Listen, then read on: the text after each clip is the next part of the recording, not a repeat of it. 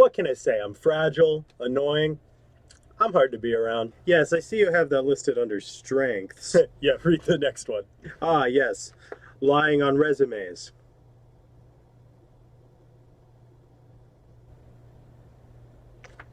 It says here you have a master's degree in archaeology. Yeah, well, I went to the class one day and I figured this would be the perfect opportunity for me to bring my fedora and whip on campus. Naturally. Because, I was planning on doing some cool Indiana Jones stuff. Oh, of course. You may notice all my references are from jobs I've never actually worked at. Oh, how utterly peculiar. This is the Domino's on my street. They know me pretty well there. Did you say Domino's? Mm-hmm. Well, I'll be. There's nothing more American than a pizza-eating, resume-lying, apple pie-eating, rabbit-looking, flag-waving, fiddle-playing, hunk of macaroni salad-looking cowboy like you. So I'm hired? No. Hello, witnesses. Notice anything different? Yeah, I've got a bit of a dark background. Today I want to make a bit of an announcement. As some of you may recall, back in March, my dad and I set out to record an album in 1 week. We succeeded, and I'm very proud of the record, but we only put it up on YouTube. I am excited to announce Good Quarantevening is now available on all streaming services. You can listen to it on Spotify, Apple Music, or whatever trash music service you use. I'm so excited that this album can now reach more of you than ever before, because after approximately 3 people clamoring at me to get it up on streaming services, I finally broke. In fact, with the money that we make off of this record, I might be able to pay for a trip to Starbucks. If I walk there and don't buy anything, of course. That being said, surprisingly, I think that you should go listen to it. It's a good rock and roll record, and we kind of tried to make it the way that music used to be made. It was kind of a device to cope with the stress of lockdown beginning. When we recorded it in a week, we didn't know that we were actually going to have months of time to work on it. But I think we needed the deadline, and I think it's a good record. Now we're actually working on a new set of songs, and I can't wait for you guys to hear the second Steve and Tim album. I think it's going pretty well. And don't forget to grab your tickets to view our online program Last Time Till Broadway with the Timothy Morris Band. This is available through ProArts on Maui and their Quarantevening series. So go ahead and go to proartsmaui.com for more information. So to celebrate the occasion of Good Quarantevening making it onto streaming services after time. 8 months. I just wanted to tell you guys some of my stories and give you some insight into the background of these songs and how we created it during that week. So it's only appropriate that first you get a word from my co-creator, my dad, Steve Morris. Good Quarantevening. I have so much to say about this.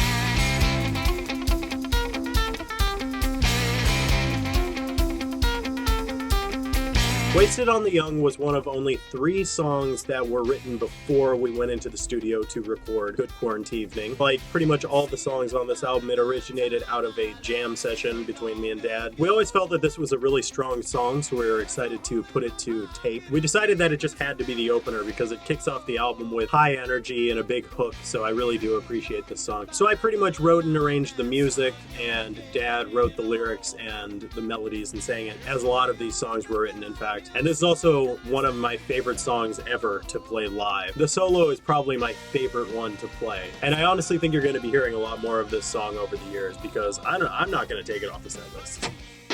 I found a tube radio in my parents' garage. I tried to tune it in, but the frequencies have changed. The last big scene in the world is going to waste. I came up with the first verse and the chorus of Tube Radio back in August of 2019. This is also one of my favorite songs on the record, and I wrote it sort of as a commentary on the commercialization of radio and the death of music, not to be dramatic, and most potently as sort of a longing for a past time that I think a lot of people have, no matter how good we have it. It didn't really come together past that until we got in the studio, and in fact the day that we were doing the basic tracks was when I kind of threw the middle section as paint against the wall, and that's exactly what's on the album. It was Dad's idea to add the mellotron and the radio voices in the middle that really bring everything together in a very cool way. This is also a very fun song to do live. It's just very driving, and with that halftime middle section, it's very dynamic. I feel like the song really captures the feeling that I was trying to articulate all throughout last year and only really achieve on Tube Radio. It's a bit of an anthem for young rock and rollers everywhere if they cared about me.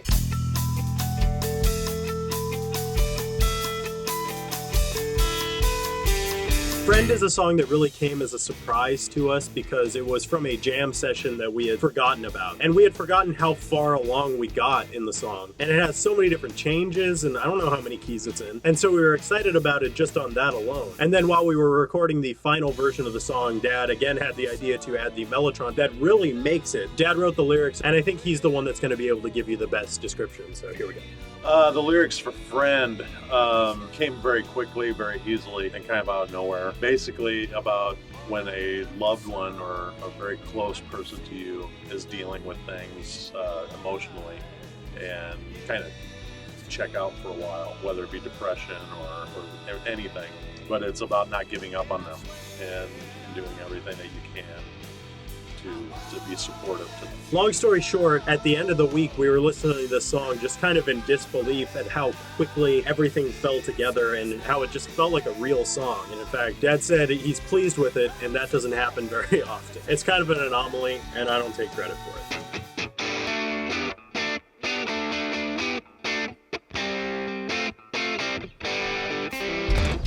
It Shows started as the very Stonesy intro riff, and I knocked around with that for a little while and came up with the pre-chorus arpeggios and stuff. And one day, me and Dad went into the studio just to jam a bit and worked out an arrangement with this kind of long middle section. And I remember throwing out the lyric, "Time is not in an hourglass, you never know when it runs out," which is the opening line of the song. Dad finished up the rest of the lyrics. I just think the lyrics on that song are incredible. My favorite being in the chorus, that's "When the rivers flood, they flow," which I think is just a beautiful demonstration of how bad situations can turn into good things, and when the blessings come, it shows. In album in 1 week terms, we spent quite a long time figuring out how to paint the middle section of this song until we eventually settled on the very U2 like delay thing, which was sort of like once I played that, it was like, yes, that's what we're gonna do. I think I was having inspiration strike that week. I think my guitar playing on it was as conservative as I want it to be and kind of exploded where it needed to. And so I felt like this album was a significant step forward for me as a player. When I recorded Last Time Till Broadway, I used like 5 guitars all over the place, only 1 amp, my Bugera V5. But when we recorded Good Quarantevening, I had just gotten my brand new Vox AC15, which I've done a video with and multiple videos with it in the background here. But I decided that I was only going to use 1 guitar on the whole record. The goal was to prove that my trusty Fender American Deluxe Strat could do anything. And I was proving to myself too that I could do a whole album with 1 guitar and that I didn't need all of them. I just want all of them, so I'm gonna have all of them. I ended up very happy with my tone on that record. And in fact, I'm planning on doing a video about that guitar, and it'll be played through that amp. It always is. So It Shows is essential quarantine listening. Far Away Now was written almost exactly like Tube Radio. Earlier this year, I wrote the first verse and the chorus, and I just kind of left it there. I couldn't think of anything else for it. The lyrics in that one are practically nonsense. It's kind of like Aerosmith-like, and it was like top of my voice, even though it sounds like it should be the middle of anyone else's voice. It was one of the ideas that I presented to Dad right before we started recording, because we were trying to figure out if we had enough material to actually make this album in a week thing work, which I was extremely skeptical of. Dad and I had kind of worked together sporadically over the last 3 years and had kind of never finished anything. Through this process, we learned that we actually worked best doing the sort of thing that we did on this, doing the drums and guitar live, and working fast is actually how we get our best results. So while we were recording the basic track, we didn't have a middle section yet, so we were just jamming a little bit. I just heard the ending in my head, and so I told Dad to stop playing, and I played the breakdown part, and then just decided we'd have it build up. Dad came up with the harpsichord part, and I put on all the falsetto vocals, just this sort of crazy climactic ending. This song I think is a lot of fun. It has like an AC/DC influence in it. Dad and I aren't huge AC/DC fans, but when you're recording, AC/DC's name comes up a lot, because everyone's kind of looking for that pure rock and roll power, whether or not you actually like their music. So Far Away Now, I'm happy with it. Together dates back quite a long time. I remember working on it as early as 2017, and I thought it was a cool idea then, and I thought it was a cool idea when we did this record. Dad was always tweaking the lyrics and melodies, but he thought that it was important to put it out during the COVID time, so he decided that we were going to do it. And he wrote the second verse, which I think is so cool, right in the studio, and came up with a chant at the end, like, "Get it, Get it together. And we put a solo in it instead of the bridge that I wrote years ago. And I think it just turned out better than we expected it to. And so while I feel like it doesn't really sound quite like the rest of the record does, it doesn't mean that it doesn't belong. I think it's a cool song, and I'm glad that it is now on streaming services for you to listen to.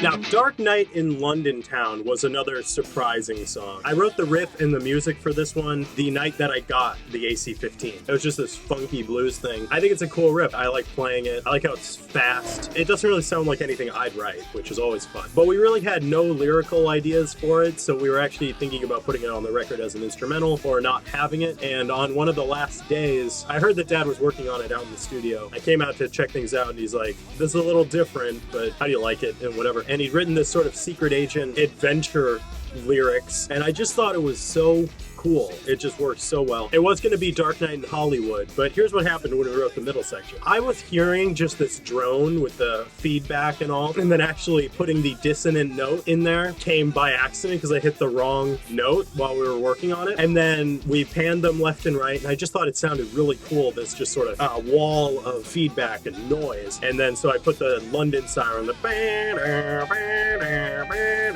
and then had it fade in and pan left to right like a cop going by. And I can't tell you how many times I listened to that because I was just so amazed that it came out of nowhere and that it fit so well. And that without planning, the first line out of that is police arriving on the scene, which of course our hero has been framed for murder. So we actually changed the line and changed the name of the song to Dark Night in London Town because of the London siren. Feels like it should be the other way around, doesn't it? Hey, it's your boy. I just wanted to take a second to add in that why this song has S1E1 in parentheses. When Dad was writing these lyrics, it kind of sounded like it could be part of a larger storyline, so we decided to put that in there just as a little Easter egg, and maybe there'll be something coming in the future, like maybe a season 1, episode 2, 6, I don't know. Love the Way was the most fully written song that I wrote when we got into the studio. It's one of a few songs that I've written on the theme of talking to a soulmate that I hadn't met yet. It's kind of dancey and bluesy. It just kind of started flowing out the love the way that you toss your dirty hair, love the way that you lift me from this. This song is just a lot of fun. It's a lot of fun to do live. I think the solo is another one of my best. The song really just like Nolans dances along.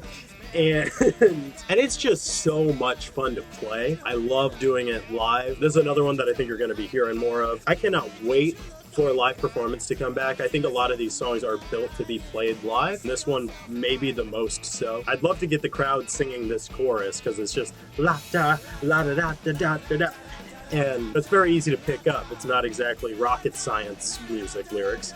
Song. I am hyper. I just had coffee. It is 5 in the afternoon. But anyway, I like this one, and to me it was a given that it was the second to last song on the album. I actually pretty much did the track listing, which is one of my favorite things to do. I love putting together set lists and track lists and all, but that's not even what am I talking about?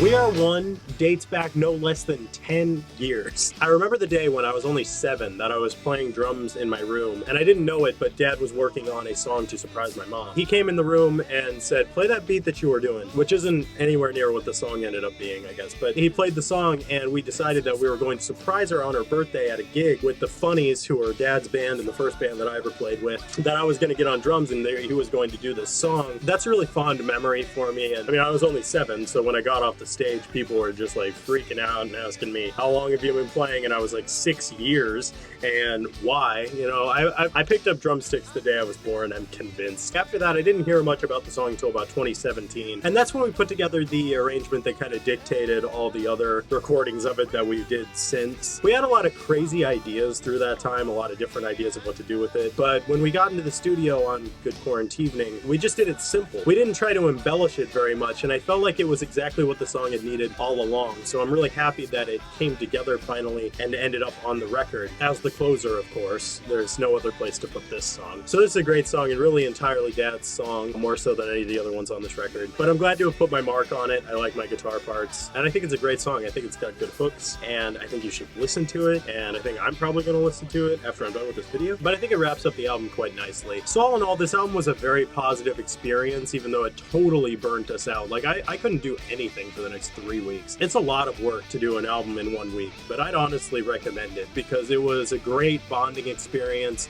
and the music just turned out so much better than I expected when we started. I was very skeptical about it, and I honestly don't remember how much I let it on, but when we went into the studio on the first day, I was just like, what are we gonna do? Like, how are we gonna do this?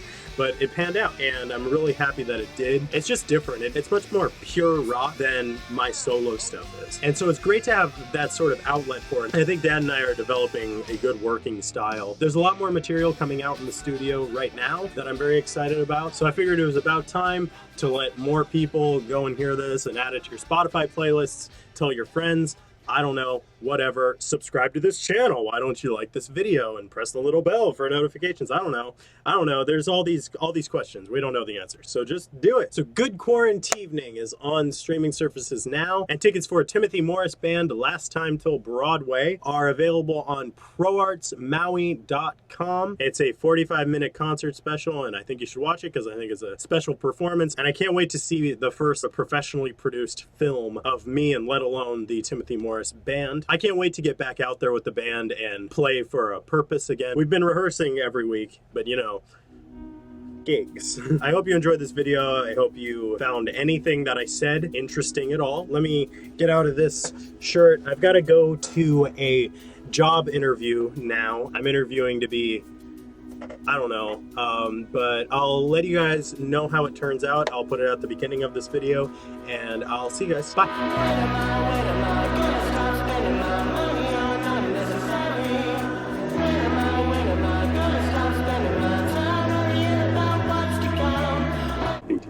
I don't even know what that stands for.